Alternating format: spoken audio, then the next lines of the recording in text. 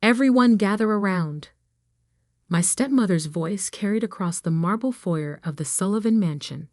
Time for the annual family photo. I watched from my corner as they assembled. My father in his perfectly tailored suit, my stepmother Victoria directing everyone into position, my stepbrothers Marcus and Andrew preening in their matching blazers. The photographer adjusted his lights, preparing to capture another perfect moment in the Sullivan family's carefully curated history. Sophia. Victoria's eyes landed on me with familiar disdain. Be a dear and adjust the curtains. The light's all wrong.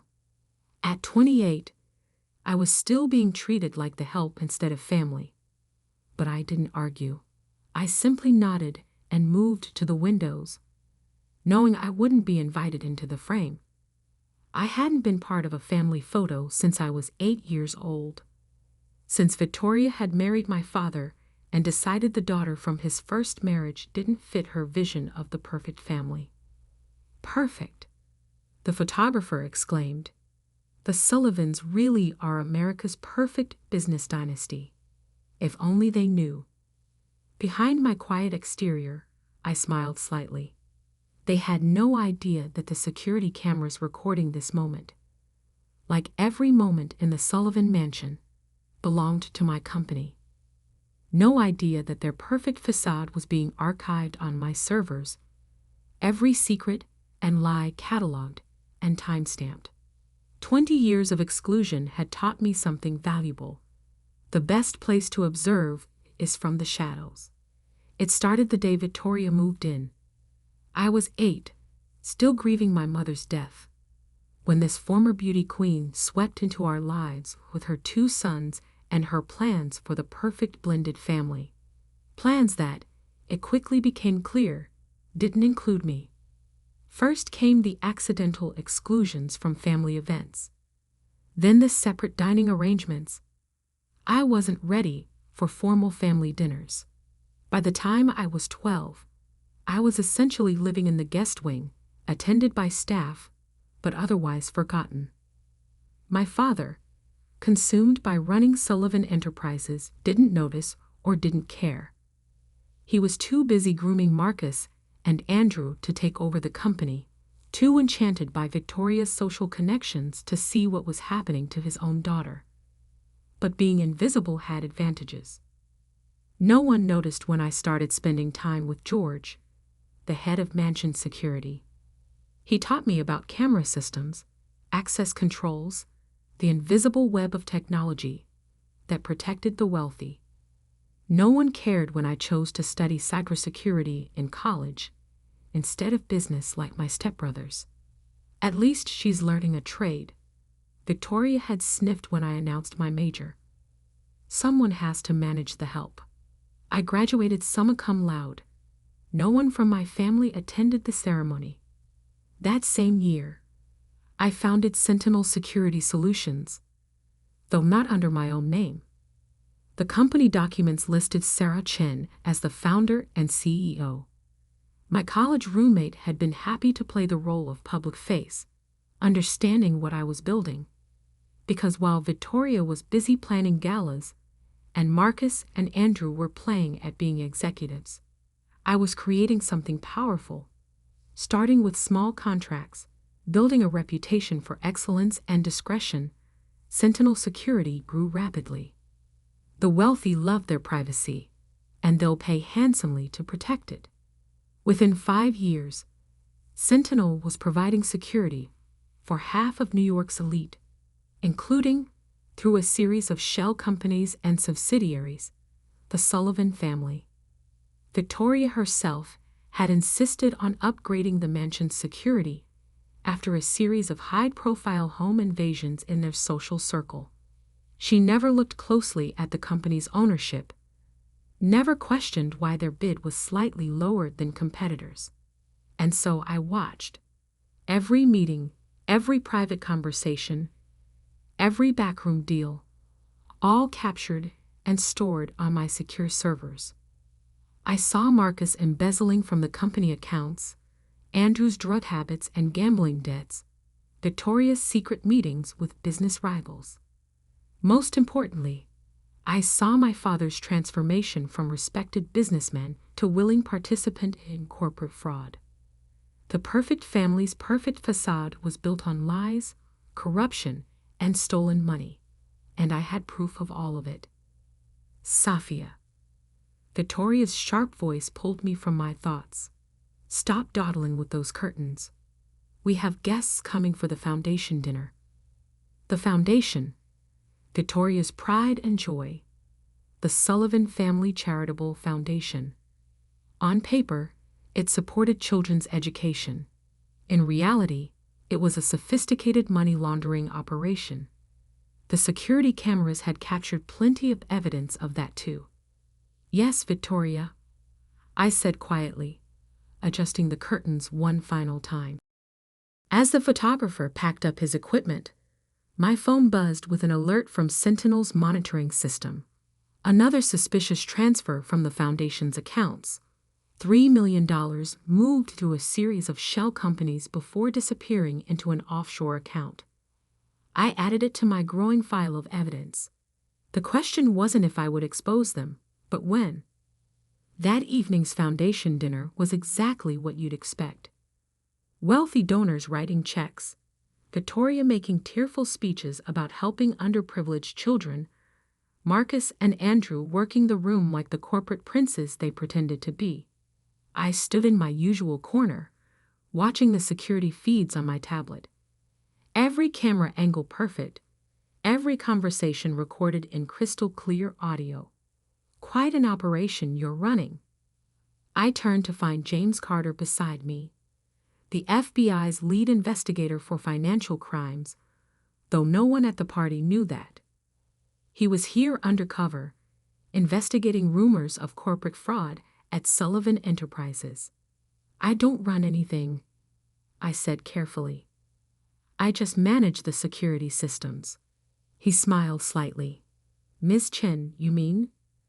Or should I say Ms. Sullivan? My heart stopped. I don't know what you're talking about. Relax. He sipped his champagne. Your secret's safe. We've been watching Sentinel Security for months. Very impressive work. Almost as impressive as the evidence you've been collecting. I studied him carefully.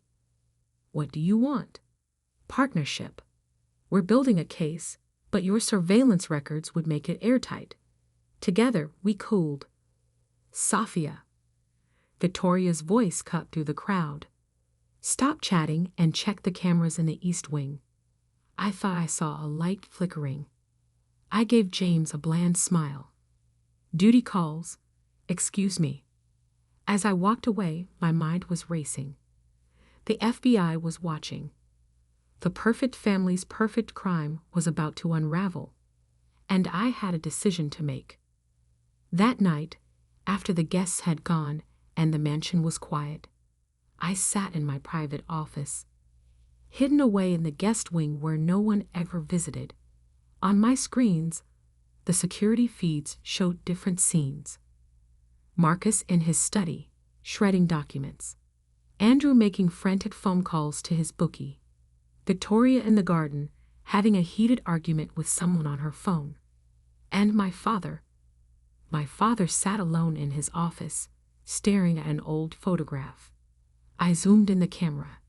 It was a picture of him and my mother, holding a baby. Me. Before Victoria, before the perfect facade, before everything went wrong. For a moment, I felt a flicker of doubt. Could I really destroy them all? Then I remembered 20 years of exclusion, 20 years of being treated like a ghost in my own home, 20 years of watching them steal and lie and corrupt everything they touched. I opened my laptop and began composing an email to James Carter. The subject line was simple: evidence attached. The perfect family was about to learn that the person they tried to erase had been watching all along. And I had seen everything. The next 48 hours were a masterclass in watching people unravel. I monitored it all through my security feeds. watching each family member react to the first tremors of their world collapsing.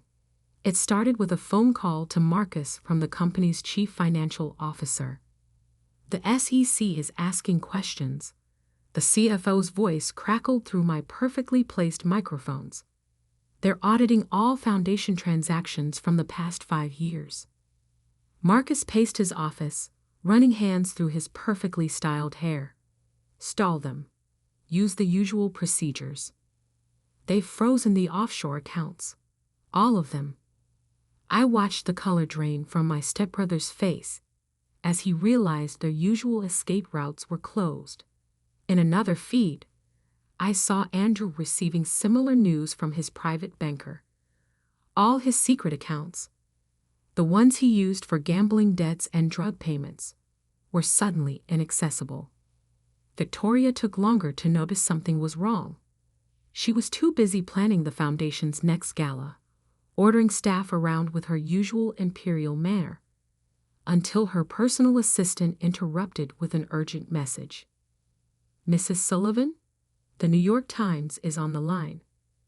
They're asking for comment about allegations of money laundering through the foundation." I zoomed in on Victoria's face just in time to catch her perfect mask crack. For a split second, real fear showed through. My father was the last to know.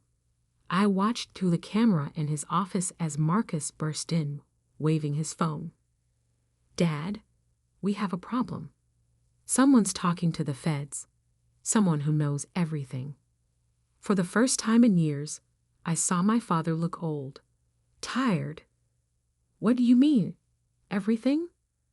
"The foundation, the offshore accounts, the fake contracts, all of it.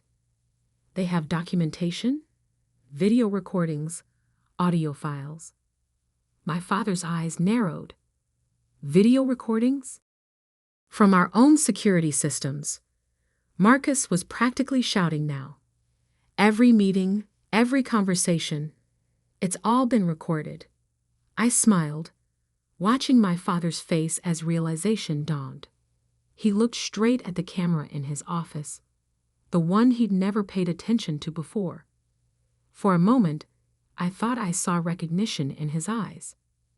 Then Victoria swept in, already in damage control mode. I called the lawyers, all of them, and the PR team. "We need to present a united front." She looked around the office. "Where's Sophia?" My father frowned. "What does Sophia have to do with this?" "She manages the security systems." Victoria snapped. "If someone's been accessing our cameras." "You mean the cameras you insisted we upgrade?" My father's voice was quiet. "The contract you pushed through without review." Victoria's perfect composure slipped again. "What are you suggesting?" "Nothing." He turned to stare out the window. "Nothing at all."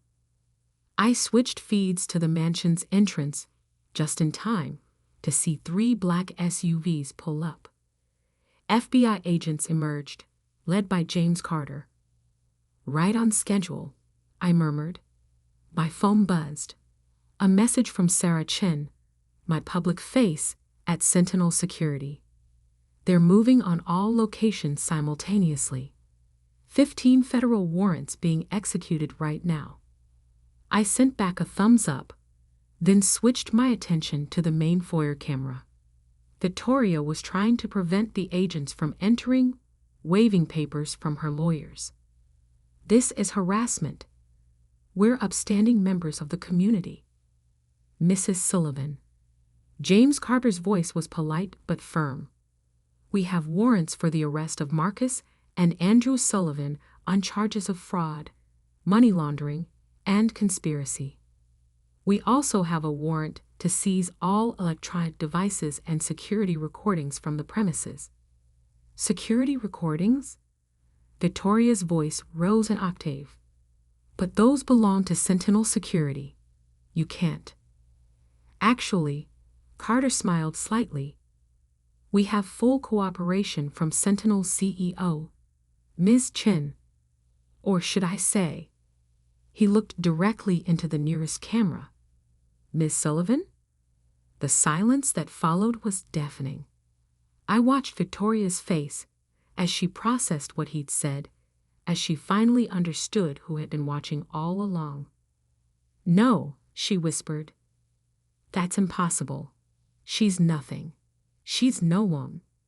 She," my father said quietly, "is my daughter, the one you told me to forget." I switched feeds again, watching as agents led Marcus and Andrew out in handcuffs.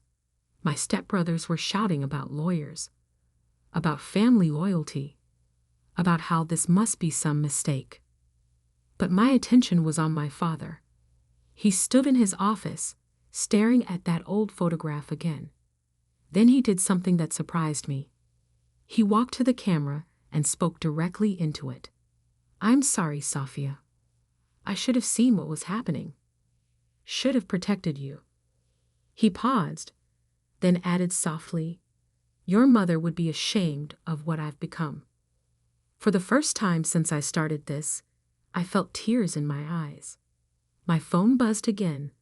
Another message from Sarah. They found the Foundation's real books. Victoria's being arrested too. I watched through the cameras as they led my stepmother out.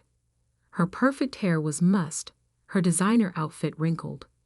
She was crying, mascara running down her cheeks. "This is your fault," she screamed at my father. "You and your precious first wife's daughter. We gave you everything, the perfect family, the perfect image.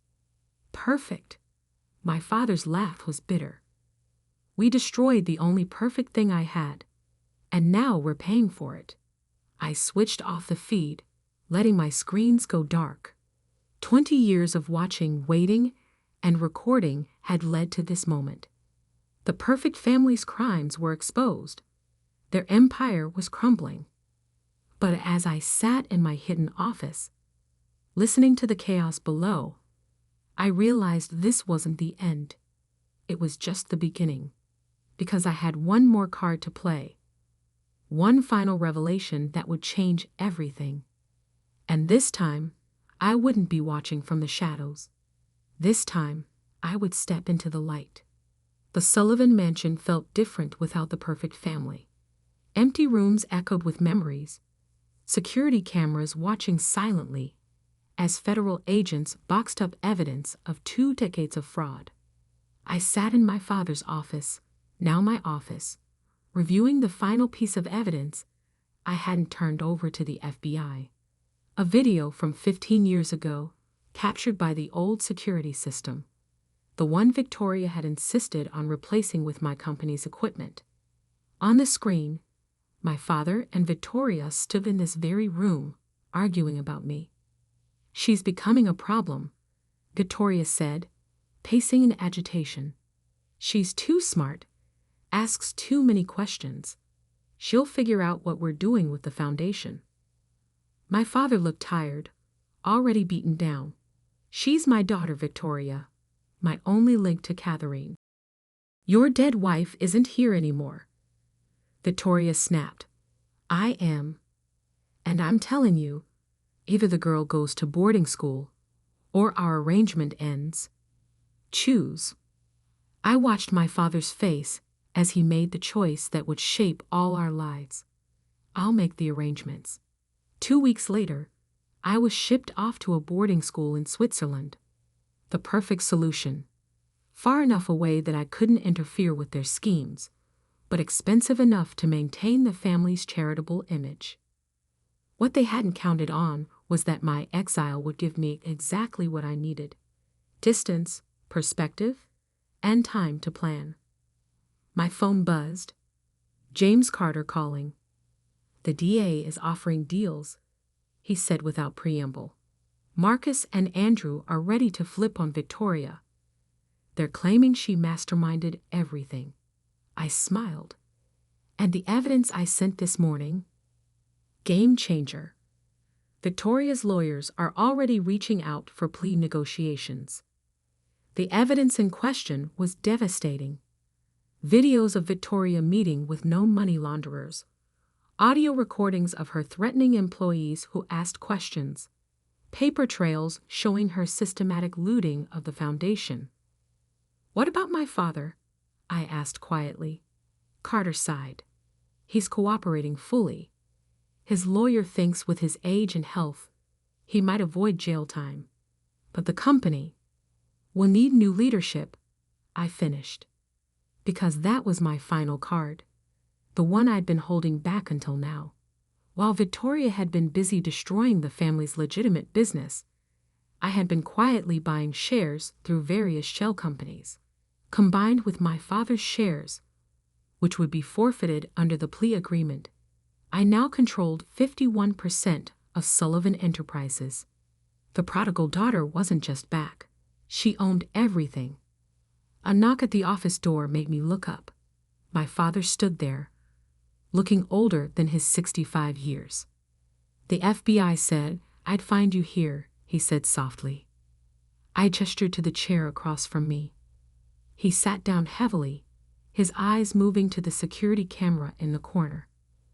"All these years," he murmured, "you were watching, building your own empire while we destroyed ours." "Not destroying," I corrected, "transforming. Sullivan Enterprises can be legitimate again, ethical." He studied my face, really looked at me, perhaps for the first time in 20 years. "You look so much like your mother. She would have been proud." "Would she?" I turned my laptop so he could see the old video still playing. "Proud that you chose Victoria's schemes over your own daughter." He flinched. I was weak, afraid of losing everything if Victoria exposed my early frauds to the board. But in trying to protect our wealth, I lost something far more valuable. Your soul, my daughter. Silence filled the room. Through the windows, I could see federal agents leading the last of Victoria's conspirators out of the mansion. I reviewed the plea agreement. I said finally, "You'll avoid prison by forfeiting your shares and testifying against Victoria. The company will need a new CEO." He nodded wearily. "Marcus and Andrew are going to prison. Victoria will follow. It's over." "No," I said quietly. "It's just beginning." I handed him a folder, my plans for restructuring Sullivan Enterprises, clean energy investments, technological innovation, legitimate charitable work. Everything the company could have been without Victoria's corruption. "You're taking over," he said. It wasn't a question. "I own controlling interest now. The board votes tomorrow, but it's a formality. The real question is, will you help me?" He looked surprised. "You want my help? After everything?" "Not as CEO, not even as an executive, but as my father." I met his eyes. "If you're ready to be that again." For the first time in 20 years, I saw tears in his eyes. "I don't deserve a second chance." "No," I agreed, "but I deserve a father. And this company deserves a chance to be something better than what Victoria made it." The next few weeks were a whirlwind of change. Victoria, facing overwhelming evidence, accepted a plea deal, 20 years in federal prison. Marcus and Andrew got lighter sentences in exchange for their cooperation, but they would still spend years behind bars. The board voted unanimously to accept my leadership, especially after I presented evidence that Sentinel Securities' profits could help offset the losses from the foundation's collapse. My father, true to his word, took a humble role as an advisor. Each morning, he would arrive early to help me review contracts and strategic plans. Each evening, we would have dinner together, just the two of us, rebuilding 2 decades of lost time. 1 month after taking control, I stood in the mansion's foyer, watching a different kind of photo shoot. This one was for Forbes magazine, a cover story about the transformation of Sullivan Enterprises. "Ms. Sullivan," The photographer called. "Would you like your father in this shot?" I looked at the man who had once chosen wealth and power over his own daughter. He stood uncertainly to the side, just as I had done so many times before. "Yes," I said, "I would." As we posed together, I caught our reflection in the window. Behind us, the security camera watched silently. No longer a tool for exposing crimes, but a reminder of how I had turned my exile into strength. The perfect family was gone. In its place was something real, imperfect, complicated, but honest. My phone buzzed one last time. A message from James Carter. Victoria's appeals were denied. It's really over. I smiled, looking at my father as he proudly straightened his tie for the photo. "No," I whispered, "it's just beginning." Because sometimes the person they try to erase becomes the person who writes the ending. And in this ending, the forgotten daughter didn't just survive, she triumphed. The security cameras had seen everything, but more importantly, they had shown me who I really was. Not a victim, not an outcast, but a woman strong enough to turn 20 years of exclusion into an empire of her own. And this time, I wasn't just in the family photo. I was the one taking it.